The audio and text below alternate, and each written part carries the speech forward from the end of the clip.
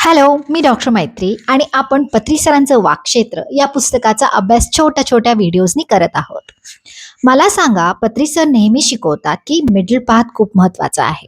मध्यम मार्ग आयुष्यामध्ये खूप महत्वाचा आहे. असे का बरे? याचं उत्तर सरांनी इथे दिलंय. सर म्हणतात की मनुष्याचा विकास जो आहे तो दोन गोष्टींवर अवलंबून असतो.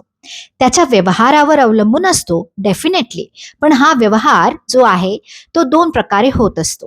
व्यवहार समाजाशी होत असतो आणि व्यवहार स्वतःशी सुद्धा होत असतो. तर या दोन गोष्टींमध्ये जर सामंजस्य असेल तर मनुष्याची प्रगती खूप सोप्या प्रकारे आणि खूप शांतीपूर्ण वातावरणात होत असते. त्यामुळे मध्यम मार्गावर चालणं फार महत्वाचं आहे. गौतम बुद्धांची सुद्धा हीच शिकवण आहे की तुम्ही तुमच्या आयुष्यात मध्यम मार्गावर चाला. पूर्णपणे संसारात मटेरियल लाईफमध्ये डुबून जाऊ नका, किंवा तुम्ही सगळा संसार सोडून हिमालयात जाऊन संन्यास सुद्धा घेऊ नका. तर दोघी गोष्टी या अपोजिट नसून एकमेकांना पूरक आहेत. तर तुम्ही नेहमी मध्यम मार्गाचा चॉईस करा. पुढच्या वेळेसपर्यंत बाय.